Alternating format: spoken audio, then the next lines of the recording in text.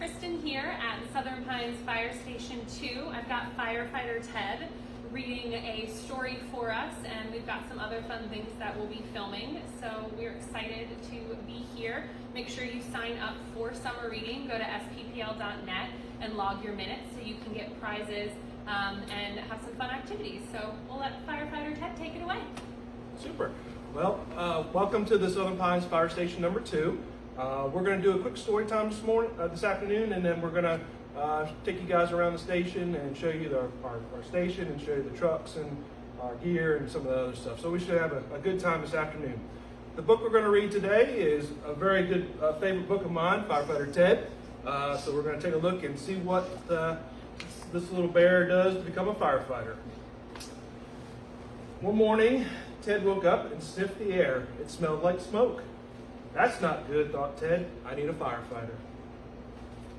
Ted looked everywhere, but he couldn't find one. And since Ted couldn't find a firefighter, he became a firefighter. But every firefighter needs a fire truck.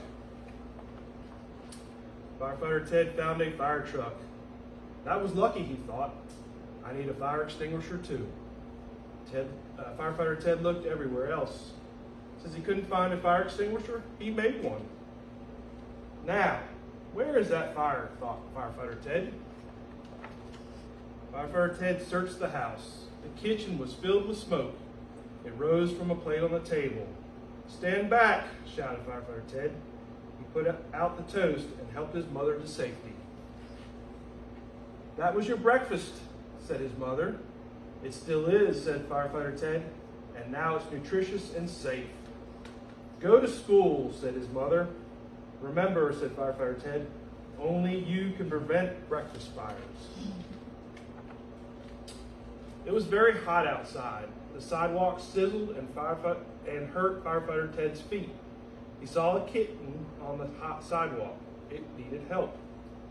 Firefighter Ted rescued the kitten and 2 puppies and 3 tricycles. The crowd was speechless. No need to thank me, said Firefighter Ted, and he waved to the crowd. When Firefighter Ted arrived at school, the principal was waiting for him in the hallway. You are late, said Principal Bingham. Firefighter Ted frowned. You are blocking the fire alarm, he said, and he helped the principal to safety. Principal Bingham turned bright red. Watch out, said Firefighter Ted, you're overheating. Principal Bingham's face turned redder and redder still. Stop, drop, and roll, said Firefighter Ted, and he helped the principal bring him to safety again. Principal Bingham was speechless. He pointed to Mrs. Johnson's room. No need to thank me, said Firefighter Ted. Mrs. Johnson's students were in line at the door. They were going to see the science fair exhibits in the cafeteria. A parade, shouted Firefighter Ted. Firefighters always lead parades. Firefighter Ted led the parade down the hall. Woo, woo, woo! All the other classes came out to watch. Everyone loves a parade, said Firefighter Ted, and he waved to the crowd. Firefighter Ted looked around the cafeteria. There was danger everywhere. Volcanoes, yelled Firefighter Ted. He jumped into action. Firefighter Ted stopped the volcanoes from erupting and helped the students to safety. They were speechless. No need to thank me, said Firefighter Ted. Suddenly, Firefighter Ted smelled something burning. A thin stream of smoke rose from Principal Bingham's pants. Uh-oh. The smoke got thicker and thicker. His pants got hotter and hotter. Principal Bingham ran this way and that. Help, he yelled. Call a tailor. Call a janitor. Call the library. Just call somebody. But Firefighter Ted was already there. He helped the principal to safety. He pulled the fire alarm and started the fire sprinklers. And then the tailor arrived with the janitor and the librarian. You need pants, said the tailor, and a mop, said the janitor. Good thing you had Firefighter Ted, said the librarian. My work here is done, said Firefighter Ted. You can keep the fire extinguisher And remember, only you can prevent pants fires. That night, Ted put away his fire truck and went to bed knowing he had done a good job. He lay awake for a very long time. There's so much to know about fire safety, he thought. A poster could help everyone understand. Ted did not have a poster, but I could make one, he thought, if I had a paintbrush. There you go, Firefighter Ted. Hey, this is Lieutenant Morris here at Southern Pines Fire Department Station 2. I'm going to give you a quick station tour, show you where we live at each day of our shift.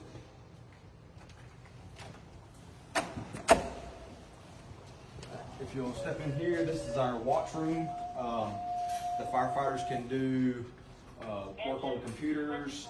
We've got the lieutenant's office back here. This is where everything's pretty much taken care of, daily paperwork, all that kind of stuff. Right now we've got a class going on in our multi-purpose room where the library does their reading classes and things, their activities. So we can't really see it. We can pop our head in if we need to. So if you have a birthday party, anything like that, obviously you can rent the multi-purpose room from time to time. These here are just storage closets.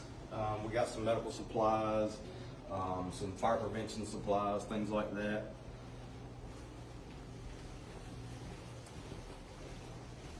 All right. Next, we'll come into our common room. So basically, after all the work's done and everything, we do get a chance to relax in the recliners, watch TV, movies. We do have a full kitchen that staff can cook if they need to, warm things up in the microwave, and a large table for growth if we needed to have more firemen. We have had multiple meals out here as a whole shift. So each shift has their own pantry, so whenever a shift goes to the grocery store, they can put all their dry goods, things like that, in the pantry.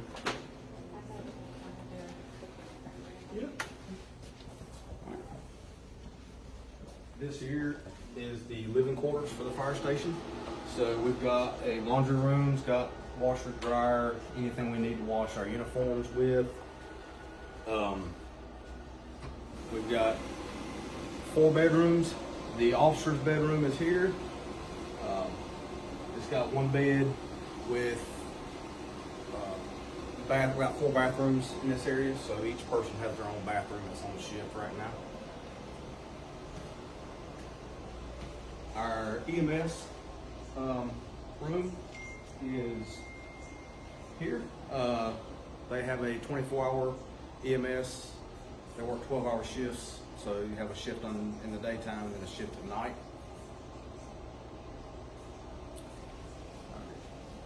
The first firefighter's room each firefighter room has 2 beds in it, 6 lockers, so each person has their own personal locker. Like I said a while ago, a lot of room for growth. Each bedroom has the station system. It's like a locution system that dispatches. So it's got each bedroom has that paging system in it to notify us if we get a call.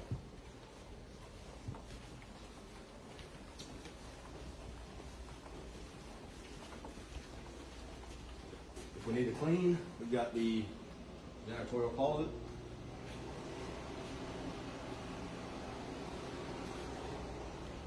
We've got a full gym that we're able to do PT in every day, every shift we're on.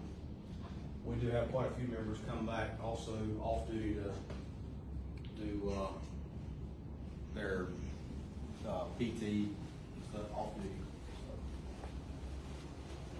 And that pretty much sums it up. Hello everybody, I am driver operator Mark. I work here at Southern Pines Station 82. Today I'm going to be going over our newest engine, 822. So if you'll follow me around, I'll talk to you about some of the key points that we have on our truck.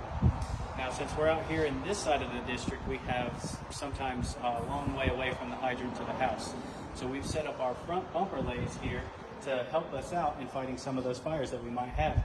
A lot of trucks only carry about 100 to 150 feet on the front line. We like to carry 300 feet because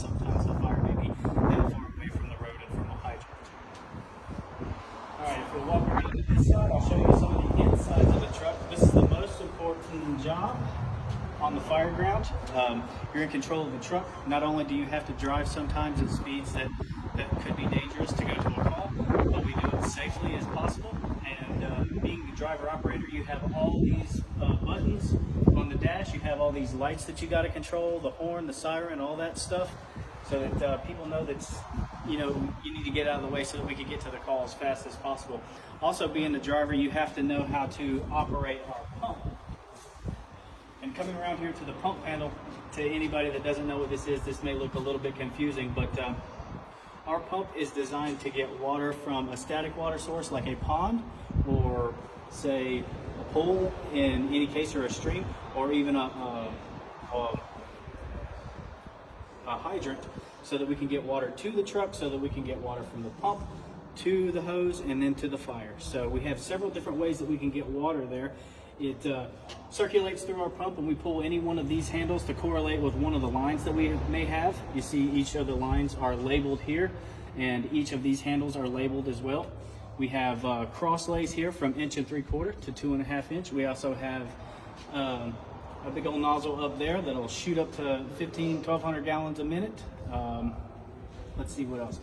This is a really cool side of the pump here, because we have a pressure control and an RPM control, so we can do pressure mode, so we can do it in RPM. RPM will help us get water from a pond or a lake to draft it up into a drop tank that we may set up, or actually just take it straight into the pump out of a pond. If you guys walk this way, we need a bunch of other tools to complete our job sometimes. Like at nighttime, if we have a car accident or a fire, this little device right here, we have a light tower that's up on the top of the truck. You can't see it right now, but it will fan up, and it has 4 really bright lights, so that we can light the scene at night, so that people don't get hurt moving around the scene, or so that we can see anything that we need to do. Also, we have all these other little attachments right here. These attachments are for whenever we need to go off of a drop tank and say out of a pond. These are our different types of nozzles. This one right here is, I like this one personally. It's a cellar nozzle, so if we ever have a fire down in a basement, we can hook it up to the end of the hose, cut a hole in the floor, drop this down in the basement so that we don't go into a dangerous area, and it spins around and throws water everywhere.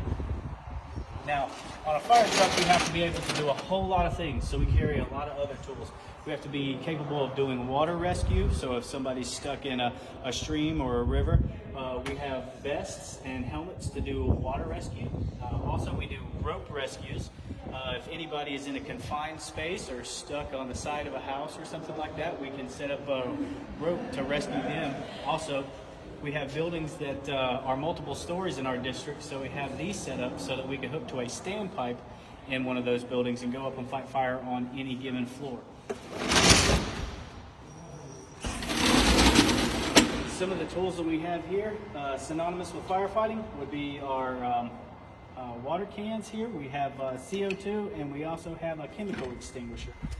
These help when the fire is not really big enough to warrant a whole lot of water, so you might just put it out with 2.5 water can or some chemicals. It's also the same if you have electricity. Say you have a stove fire or something and you don't want to spray water on anything electrical, so we have other means to put that fire out. Let's see, we have fans here. Say if mom or dad is cooking breakfast and they burn the toast and there's a whole bunch of smoke in the house, we can use this fan. We do a positive pressure where we would open the front door, close all the windows in the house, and pressurize the house, and then open up individual windows, and then they'll eject the smoke out of each room. We have some other tools here. These are our bread and butter tools. We take these out on every call, whether it be a fire or a car accident. It's a flathead axe and a Halligan. We can use these to maybe make purchase points inside of a car's door, so that we can use the jaws of life to open that up. We have axes too, to where if we need to, we can go up on a roof and cut a hole in the roof if we don't have a chainsaw handy. We have brooms to clean up messes from car accidents. We have these, which we call tanker bars or pry bars, if we need to lift up a heavy log or something that may be on somebody. We have this right here for our water rescue. These are life vests and throw bags. If somebody's out in a stream, or say there's any kind of flooding and they're stuck near the car, we can throw out a throw bag and they can grab onto the rope and we can haul them in. We have lock cutters, so if any time there's a gate or a fence that's keeping us from a property that may be on fire, we can just cut the lock. Sometimes we try not to cut the lock and find another means around because people don't like their locks to be cut. Road cones to mark a dangerous or hazard situation so everybody knows to go around us or not to come into a certain area.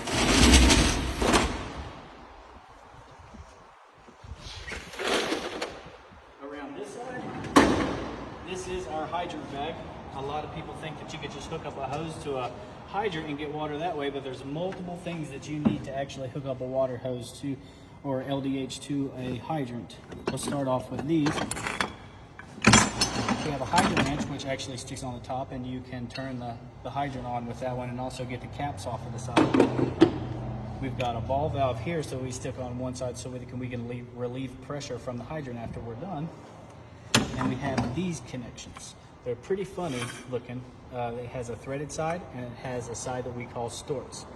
This is what we would hook up our big yellow lines to that we have up here. Those is what actually feeds the water from the hydrant to the fire truck. So this is a connection. Now some of our hydrants in the district have different sizes. Some of them are 4.5 inch, some of them are 4 inch, and if need be, we can hook up a 2.5 inch too. Also, we have other things like spanner wrenches if some connections are too tight. And we even have a really cool little army shovel in here. Because sometimes the hydrants are a little bit low for our hoses to get to, so we have to dig out the ground, or there actually may be a nest of fire ants near a hydrant, so sometimes we got to get them out of the way before we... Okay. Now with every fire truck comes ladders. They're some of the most important things that we have whenever we're fighting a residential fire, especially if it's a 2-story house. We always say that if you have enough time to stand there and look at the fire, you have enough time to throw a ladder. So we like to throw a ladder to every exit or window that we can. So in case somebody goes up to look for an individual that may be trapped and something happens, the fire conditions change and they need a way out, they know that they have a ladder at the bottom of every window or peak of the house. We have other tools up here. These are hooks and pipe poles. Each one of these are designed to pull down ceilings if the fire may be in the attic or over a kitchen or something like that.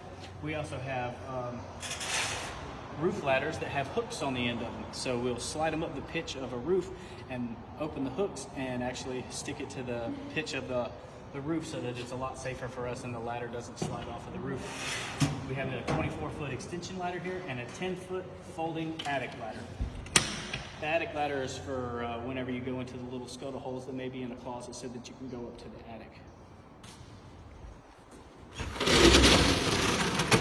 Okay, some of these tools right here, a lot of people know these as the jaws of life. We just call them the Hearst tools. This one is our spreader. It also cuts as well. This one's battery operated, and it does make a weird little sound. But these have enough force to cut the post of a car, or it has enough to spread open a door that may be jammed in from side impact.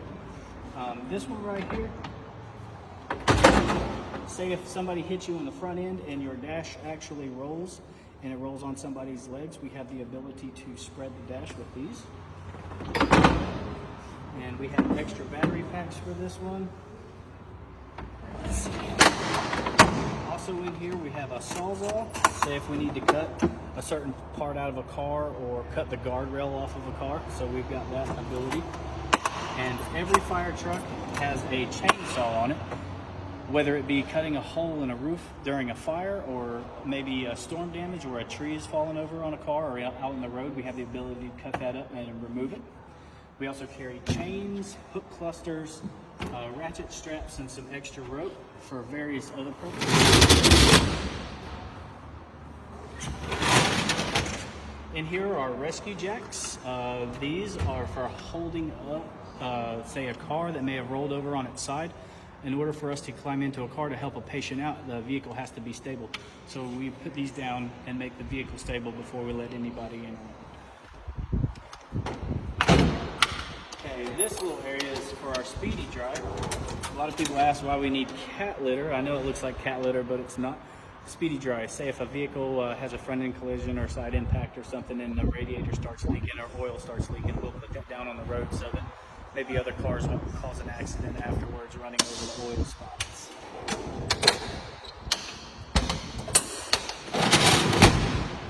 Each one of these on each side, we have additional air bottles. During fires, we wear air packs, and a lot of people think that those air packs have oxygen. It's not oxygen, it's just normal air that we have here. It's just compressed down into a cylinder size. These bottles will last 30 minutes, and sometimes that's just standing still. So if you're working and you're working really hard, they might last 15 or 10 minutes, just depending on how good you are and how physically fit you are. Okay, up here, this is our RIT pack. Each fire that we have will have a team that's specific, designed to go into a building if a firefighter is down or has trouble. They will carry an extra bottle. Say if a firefighter is getting low on air and he's stuck, they can take an extra bottle in there and bump his pack, which means to give him extra air so that he can make it out.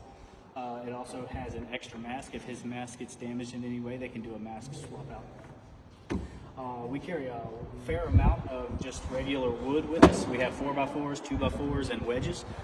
These two are for vehicle stabilization, to keep a vehicle from rolling downhill or rolling over on its side. We have these right here. These are airbags. We can lift cars if we need to. Say somebody may be trapped underneath a vehicle and we just need to raise the vehicle maybe 6 or 8 inches. We can put the airbags up underneath it and raise the car that way. This is the airbag controllers and all the hoses that it takes, and it takes just one of these little bottles here, and we can do a whole lot of lifting with those. Hey everybody, I'm Brian and I'm a fireman with your Southern Pines Fire Department. Firefighter Jason just showed you your fire truck. I'm going to show you some of the equipment we use to keep ourselves safe when we come to rescue you and take care of any problems you have. The first thing we put on is our pants. Our pants are just like the pants you wear every day, except for these pants are special pants that keep us dry when we spray water, and it also keeps us from getting burned in a fire. I also have my hood. My hood protects my ears and my head.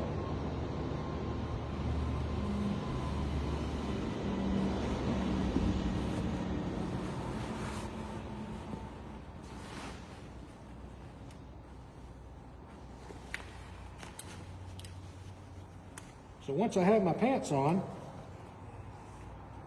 I pull up my suspenders,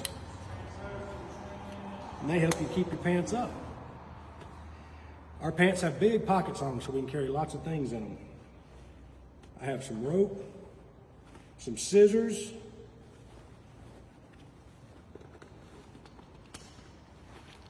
some gloves, and some small tools so we can help you out any way we need to when we get to your house. The next thing we put on is our radio. Each firefighter in Southern Pines carries a radio so we can talk to each other when we're inside a house, on a fire call, on a wreck, or even inside the store getting groceries. After that, we put on our jacket. Our jacket's made out of the same stuff that our pants is made out of. It keeps us from getting burned in a fire, keeps us from getting wet when we spray water, and in the wintertime, it keeps us nice and warm.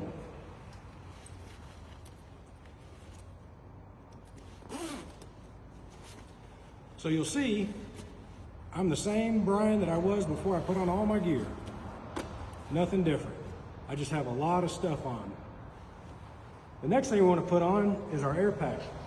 Our air pack is how we breathe when we're inside smoke, when we're inside areas that need some nice fresh air.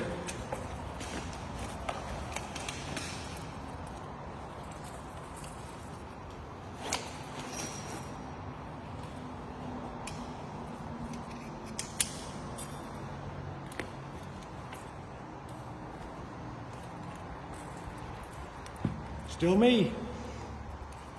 Attached to our air pack is our mask. We wear the mask on our face to protect our face and to give us that air that we need to breathe if we're coming into your house while it's on fire, or if we're in somewhere that doesn't smell very good, we can always wear our mask.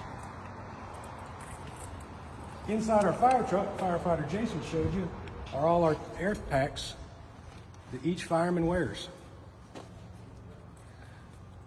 To get the air out of the tank, we just turn the bottle on. And now see, it's still me. I'm just going to put the mask on, just like a costume for Halloween.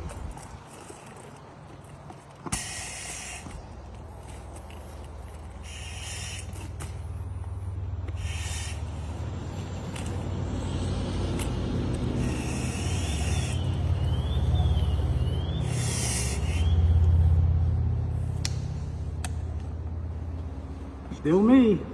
The last thing we put on is going to be our helmet. Our helmet protects us from things that fall out of the ceiling, keeps us from bumping our heads on things. And it's also another place that we carry some of our equipment. Still me. So if we come to your house and you hear this sound and you're inside your closet or somewhere and you're scared, you don't have to be scared.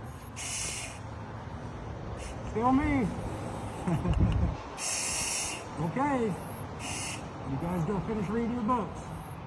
Bye-bye.